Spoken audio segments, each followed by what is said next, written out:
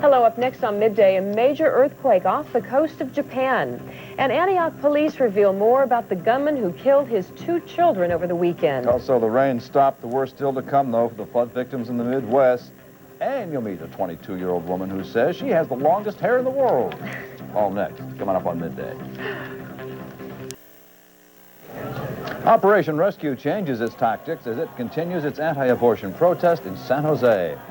A daring UN raid on a Somali warlord leads to the deaths of at least 4 journalists. And a daring daylight robbery at one of San Francisco's biggest hotels. This is News Center 4 Midday, your 24-hour news service. Good morning, everyone. I'm Evan White. And I'm Susan Blake. A major earthquake rocking northern Japan today, setting off a hotel fire that killed at least 1 person, also destroying scores of homes. And they fear there are at least 30 others still trapped in the hotel. Now troops are being called in to try to find survivors. Also, 5 people missing in tidal wave activity. 1 disappeared in a landslide. It's a big one. The quake measured 7.4 to 7.8 on the Richter scale. The epicenter is offshore, 100 miles from the Olympic city of Sapporo. Struck at 6:17 this morning, our time, 10:17 tonight, Japan time. Aftershocks continue to rock the area. The worst hit area, a small resort island of Okushiri. It is west of Hokkaido in the Sea of Japan, about 500 miles north of Tokyo. Here at home in the Midwest, damage from Mississippi River flooding is now estimated in the billions of dollars. Fresh water is being hauled in from Nebraska to Des Moines, Iowa, where some people may be without water service for an entire month. And Missouri isn't faring much better. Charles Zewe is live in Foley, Missouri. He joins us now with the very latest. Charles? Susan, Evan, right here in what is downtown Foley, population of about 400 or 500 people. This was all dry on Saturday. Just Saturday was all dry. There was water across the railroad tracks here, but then Saturday night a levee broke, and this is what has resulted. Just water everywhere here, and it continues to come up, much like in many, many towns along the river. This is the same story that keeps happening, and people here have moved out ahead of it. Now, there is also concern in 2 suburbs of St. Louis, which were ordered evacuated today as a precaution. More water, more destruction, more evacuations. Week 3 of the Great Flood forced more people from their homes. Construction worker Keith Abernathy's home was high and dry in Field, Missouri, until a nearby levee broke over the weekend, sending water into his neighborhood. You can't predict that. It's just something that happens. Ain't nothing you can do about it. 30,000 people across the Midwest are homeless. Bill and Lisa Hudnall and their children were forced from their Hannibal home. We've worked so hard to pay for the house, and it's hard not knowing for sure, and not knowing when we're going to get to go home is really hard, because when we first came here we thought it would just be a couple of days. We really did. It's going to be a while, I think. The Hudnalls are among 25 families being housed at an abandoned hospital. Because floodwaters are likely to stay up for some time, flood victims could be out of their homes for months. We've been told that, we'll have some families that may not have a place to go for as long as 3 to 6 months. Levee breaks have pushed back the expected flood crest until next weekend. In the words of one city, we just keep bailing. We need a bigger bucket. Here in Foley this afternoon, just about the only way to get your mail. Of course, the post office is closed, but if it was open, you'd have to come here in a boat or in hip boots. And it is getting worse. Vice President Al Gore is in the area right now. He's expected to reassure residents that federal help will be quick in coming. Back to you. Thanks, Charles. We're not standing in water right here in California, but we're likely to feel the effects of this flood. It has washed out a big chunk of the corn and soybean crop, and that means feed for poultry and cattle will be more expensive. So meat and chicken prices will likely be going up. But Labor Secretary Robert Reich also says there is a bright spot. He says federal relief money will help create more jobs. The East Coast also finally getting a bit of a break from all of its heat. Today's highs are only expected to be in the mid to upper 90s. Of course, triple-digit temperatures and high humidity are blamed for dozens of deaths in that region over the last several days. Many of the victims are senior citizens who lived in apartments without air conditioning. Up next here on Midday, the anti-abortion protest in San Jose now in their 4th day. This morning, Operation Rescue changed its tactics, and we'll have a live report. Also, UN helicopters stage a daring raid on a Somali warlord.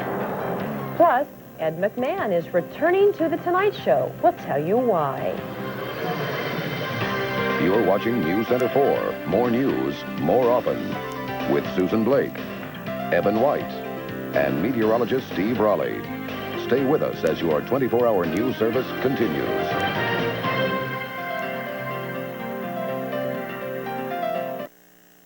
We're learning a little more today about what may have led a father to kill his 2 children over the weekend in Antioch. This morning, police revealed the events that led up to the 9-hour standoff, the one that ended in gunfire. News Center 4's John Kessler in Antioch for us this morning and joins us now with the latest. John? Evan, Antioch police just wrapping up a news conference a couple of minutes ago. We know what happened. It's the why that has a lot of people baffled here.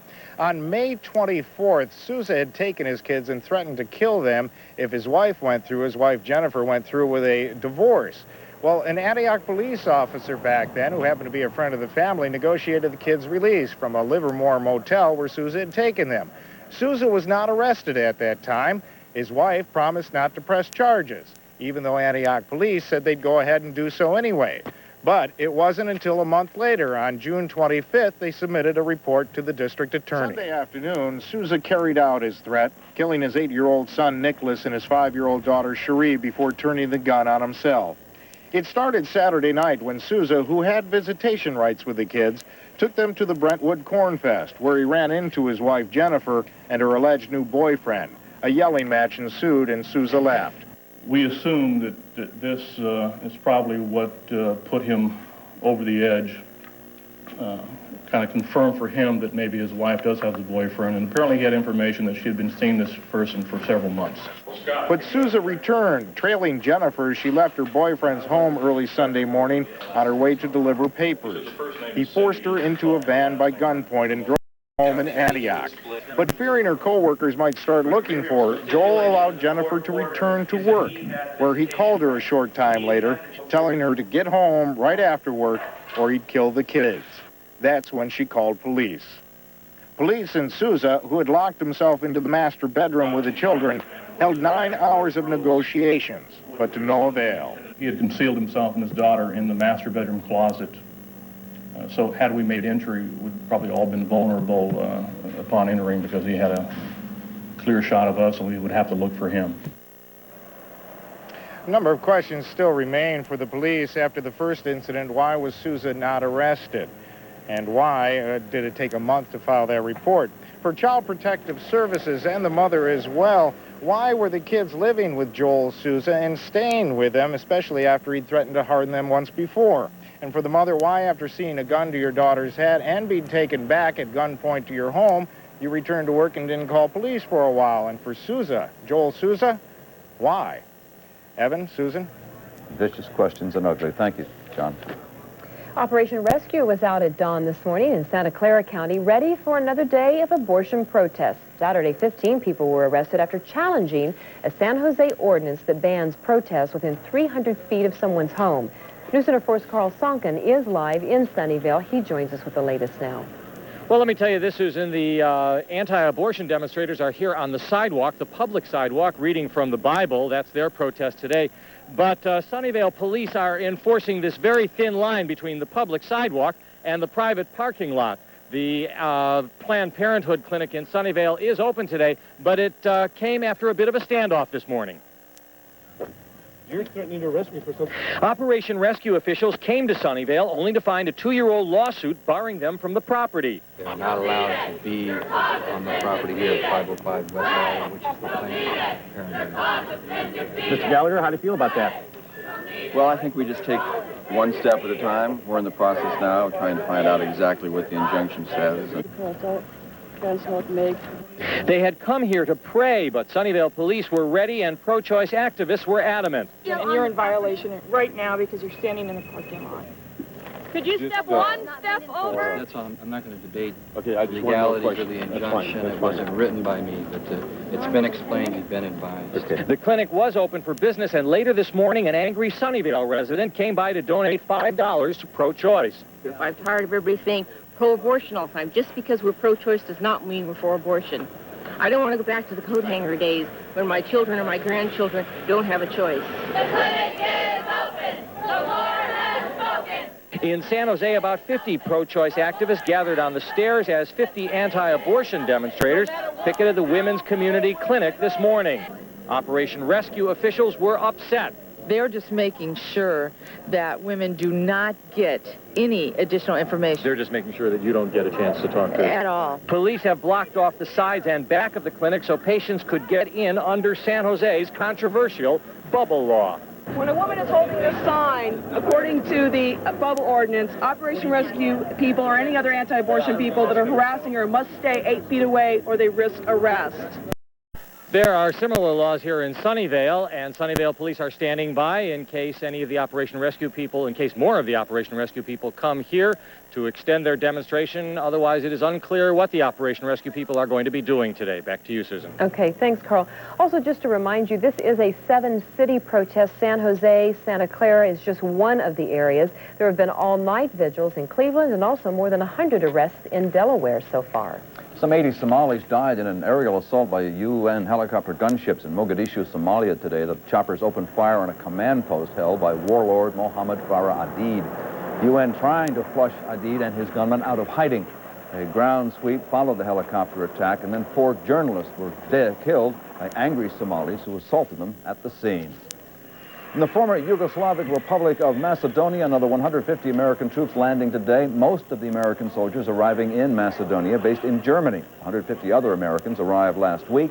The entire complement will work with 700 Scandinavian troops to prevent the conflict in Bosnia-Herzegovina from spilling into Macedonia, the only former Yugoslav republic to avoid violence. And South African leader Nelson Mandela laid a wreath at the grave of Martin Luther King in Atlanta yesterday. It was Mandela's last stop on a 13-day U.S. trip designed to raise money for the African National Congress and next year's multiracial, multi-party elections. On Saturday in Indianapolis, the NAACP honored Mandela for his fight against the oppression of blacks. It's been a while since we've seen anything of Ed McMahon, but he is returning to The Tonight Show. This time, though, he's just going to be a guest. It'll be his first visit to the show since Johnny Carson's retirement last year. McMahon will appear on July 30th. And he picked that date, we're told, because he sets off that weekend on a cross-country bus tour for his show, Star Search, which he is, of course, very much still involved He's going to come on and promote like everybody else right. did all those years. That's good. Still to come on midday, we'll tell you why police think a robbery at a San Francisco hotel may well have been an inside job. Also, some incredible pictures of flood damage taken over one of the hardest hit areas of the Midland.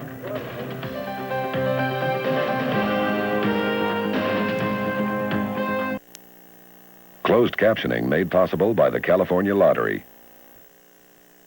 Time to update you now on some of the stories we've been following during the past 24 hours. In San Francisco, police looking for an armed man who walked into the Marriott Hotel and went straight to the safe deposit room and walked out with over $100,000 in cash. It is the first holdup at the Marriott in its 4-year history. They think he may have had an inside connection. San Francisco police looking for an armed man, the mayor, rather, of San Francisco, planning to meet with merchants today to talk about this building where yesterday marshals evicted 12 squatters. It's a federally owned building on Polk Street, and merchants have been complaining. So the marshals gave the squatters 10 minutes to get out. They got out in 9. As we told you just a few moments ago, the numbers from the Midwest floods are staggering. So far, 18 people have been killed. More than 30,000 people have been forced to evacuate, and damage to crops and property, it's now estimated at more than $2 billion. One of the hardest hit areas is Des Moines, Iowa. Jim Strickland takes us on an aerial tour. This is the Des Moines Waterworks. It was inundated with the flood from the Raccoon River at about 1 o'clock in the morning. That happened on Sunday morning when a levee gave way and the Raccoon River came spilling into this complex. We're just flying up the Des Moines River now to the confluence with the Raccoon. And you're about to see, I think you can see it now, Sec Taylor Stadium. You can see that the water has now compromised the outfield wall of the stadium. The dugouts are under a few feet of water. The main thoroughfare here in Valley Junction, 5th Street, is just below our camera. You see the Napa Auto Parts store there. A canoeing down 5th Street. Again, lots of diesel fuel, lots of gasoline in the water here. You see this bridge down there, Michael? Look at that bridge. It's gone. It's unbelievable. Now look at this. There's someone body surfing on 2nd Avenue by the Faust Auto Body Shop. Yeah, do you see those houses? Look at him, well up, almost past the front door down there. In the skies over Des Moines, Iowa, Jim Strickland for NBC News. Wow. Now, in Charles Zewe's live shot we saw a few minutes ago, the sky was blue. Steve Raleigh's here. Is the worst over, at least rain-wise? I don't think so. I think it's just a temporary break, Evan. Today, okay, and that's why the blue skies. And in fact, as we go to break here, you'll see for yourself in our satellite picture, there's just a few clouds around, but there is a system up over the Dakotas that's coming into that Mississippi Valley area for tomorrow. So although they get a break today, there's more rain in the offing. We'll talk about a little bit of that and also the forecast for us and, of course, that hot and sweltering northeast.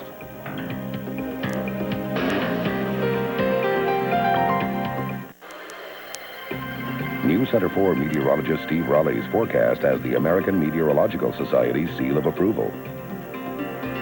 Well, hi, good morning. I guess the weather words for today are clear skies. You can see for yourself over much of the nation, things are clear with that exception I mentioned over the Dakotas. So the real story today may be the temperatures. They're finally coming down. A quick look shows it. New York, 93 at the hour, or 90 degrees in Washington, 95 in Charleston, but that's pretty usual for this time of the year. So temperatures are down a good 5 to almost 10 degrees in many locations. You can see across most of the country, things are on the normal or seasonable side. 77 in Chicago, 73 in L.A. right now, 77 at Reno. For us, well, temperatures pretty seasonable, too. In fact, as you take a look, 78 right now in Concord. It's 67 in San Francisco. Things a little warmer down on the peninsula, warming up pretty good. 73 in Redwood City. It's 74 in San Jose. 71 in Santa Rosa, where there's been a fair amount of cloudiness through most of the morning. It's somewhat cloudy in San Rafael at 67. Socked in down in Santa Cruz in the Monterey area, it's only 65 there. Here's the story as we go through the day. Roll up the satellite picture. High pressure, it's up to our northwest, but it's not a real strong one. So consequently, we still are seeing clouds of fog starting to roll in with that onshore push in the morning. If you're out early, you know for yourself, we had a somewhat shallow layer this morning. It will increase a little bit as we go through the period, so expect temperatures to trend down as we go through the week, and that fog layer to penetrate inland and also get deeper along the coastline. Because some areas on the coast this morning and for today, we'll see sunshine. You'll see it starting to break back a little bit as we go through the day. So, as I say, overall, we've got a trend toward some cooler temperatures as we go through the week. If you happen to be traveling this week, things are looking pretty good over the state. A lot of sunshine with the clouds along the coast. Nice up at the lake at 79 is what I'll say for today as a high. 81 in Los Angeles for a high temperature. And you'll see across some of the hotter locations, Redding, 96, Bakersfield at 97. So here's my forecast then for the Bay Area for the day today. Sunny skies, some partial clearing at the coast. It'll be a bit breezy this afternoon. Along the coast, mid-60s. At the Bay, near 80 degrees, and then inland, mid-80s. Coming up for tonight, mostly fair skies, some light winds, lows into the 50s. Extended forecast. Let's take a good look here. You'll see for tomorrow, temperatures about the same as today, but then we'll have a little disturbance in the upper atmosphere coming along Wednesday or so, and a slight trend down. And then Friday and Saturday, things will be dipping down as a little stronger, what we call a little trough comes through. That'll dip the temperatures. Overall, pretty seasonal for this time of the year. Yeah. All over the country, fortunately, for a change. Thankfully, yeah. Thanks, Steve. When we come back in just a moment, the family who snuck into America on board a luxury cruise ship. First, we're going to check the markets for you.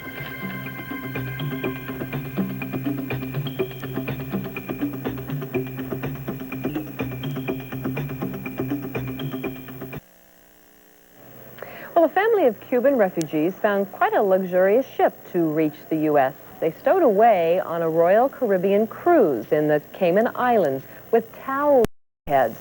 They arrived in Miami right here yesterday.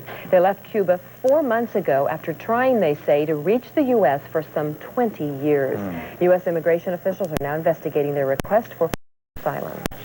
Finally this morning, a hair-raising story from Bangladesh, where a 22-year-old woman claims to have the world's longest tresses. This is Ishrat Iti, and her lovely locks an impressive 6.5 feet from the top of her head. However, there is a man in India who's listed by Guinness as having 27 feet of hair. So, Iti says, the heck with him, she'll just let her hair grow until she displaces him in the Guinness Book. Meanwhile, she spends, she says, a couple of hours a day caring for all that hair. I guess when you're 22, that can be your big goal in life these days. Measuring your hair and combing it. Check back when she's 30. That's our midday for today. See you at 5 with Emerald. Take care. Have a great one.